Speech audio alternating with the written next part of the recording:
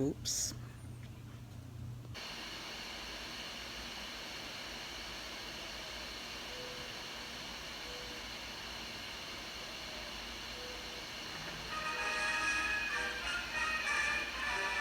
31-year reign of terror and bloodshed comes to an end in the Dominican Republic as dictator Rafael Trujillo is shot down by 7 assassins. His victims were numbered in the tens of thousands during his iron-fisted rule of the island nation, a rule which created fabulous wealth for a few and the grimmest of poverty for the majority. He ruled by the gun and died by the gun. Okie dokie. Hello, and welcome to my video presentation, English 657, A Place to Call Home in Caribbean Literature.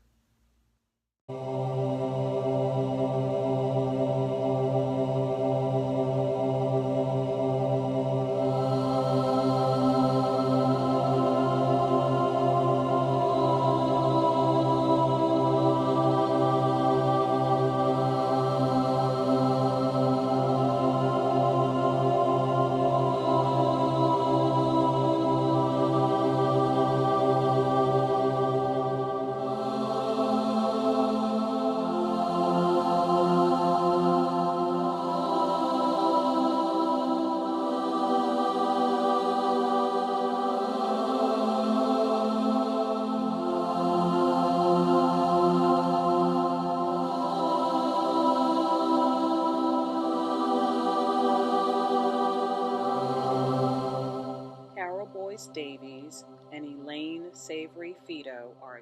Sometimes it is important to be personal. Despite the calls in the scholarly world to retreat to a safe distance from subjectivity, we know, as women, that is the submerged life which orchestrates both our strengths and our difficulties. This echo can be heard from Gayatri Spivak, where she argues the role of literature in the production of cultural representation should not be ignored.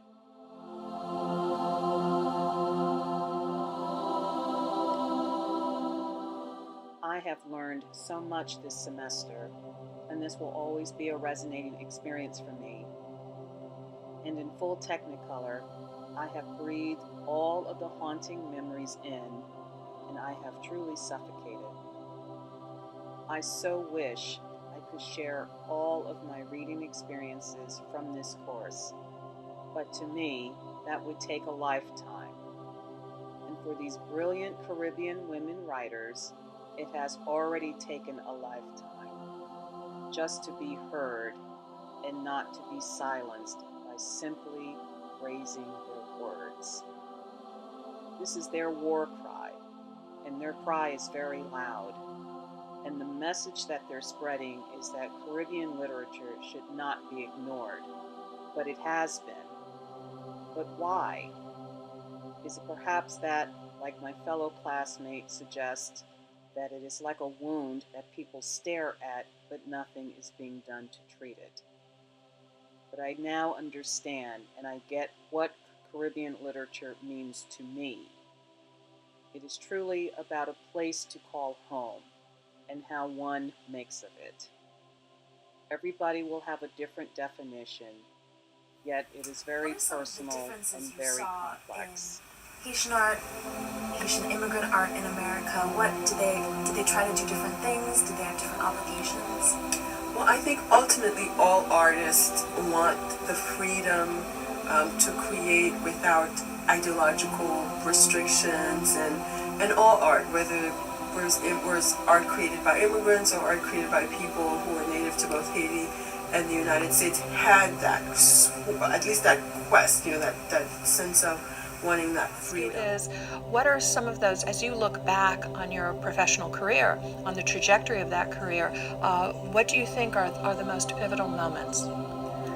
Well, I think the pivotal moment for me becoming a writer was coming to this country as a 10-year-old. I think that I grew up in a culture that was an oral culture with the world's best storytellers, but it was not a literary culture. I didn't grow up in a family where I saw people reading. Anybody who would separate themselves to do something as antisocial as read a book, that was, unheard of. So I never grew up with a sense that I was going to be reading books. I didn't like books. Books were boring. They were at school where we were learning things by rote in a dictatorship. They were not something that I wanted access to. But it was coming to this country as a 10-year-old, having to learn English and pay attention. Edwidge Danticat was born in Haiti and moved to America when she was 12. Julia Alvarez was born in New York, moved with her family to Dominican Republic, and came back to America when she was 10 years old. Both have responded to the war cries as spokespersons and storytellers. And they have done this by not only embracing their own culture, but American cultures as well. Had it not been for Jean Reese or Michelle Cliff, perhaps Danticat and Alvarez would not have heard their cries. And their message is very simple. The past cannot be ignored.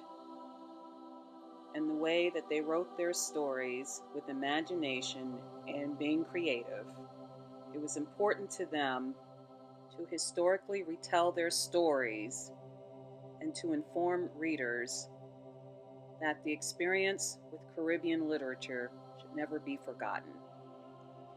The Dew Breaker is a novel of connected short stories by Edwidge Danticat. The stories center around the Haitian expatriate community in New York, and their lives have been forever changed by the dictatorship which drove them out of Haiti to begin with. Key to the refugees' lives unfolding in Brooklyn is the never-named father of Ka Bian. Ka's father had worked as a dew breaker or torturer for the Haitian government. The man now lives a quiet life as a husband, father, barber, and landlord. However, Ka's father is haunted by the things he has done in the past, things which include outright murder of innocent people. He does this best to forget by focusing on his life in the present. This is Danticat's most personal work of all, because even though the past can never be forgotten, she embraces her culture by demonstrating to American readers that being at home means learning how to forgive, no matter how emotionally traumatizing one's experience can be.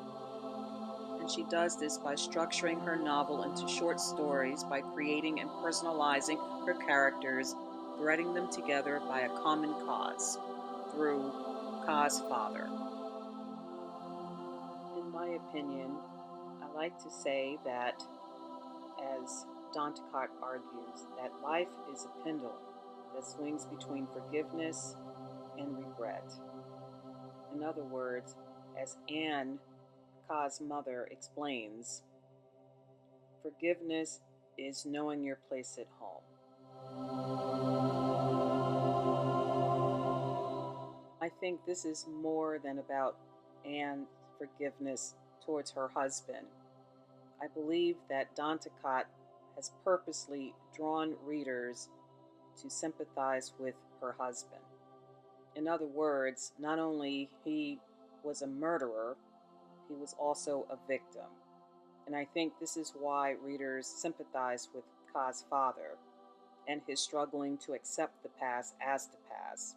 However, what's sad about the whole thing is that Ka is a stranger to her father, and now her life is filled with a real sense of uncertainty, whereas Anne knows her husband and forgives him completely. And so, this concludes my video presentation. Thank you so very much for watching, and I look forward to seeing you soon. I've learned a lot this semester, and the experience has given me a totally different perspective. And as my way of not coming out, I certainly didn't come out the same way in thinking about what my perception of what Caribbean literature is. But I do know that for these writers, there's no place like home.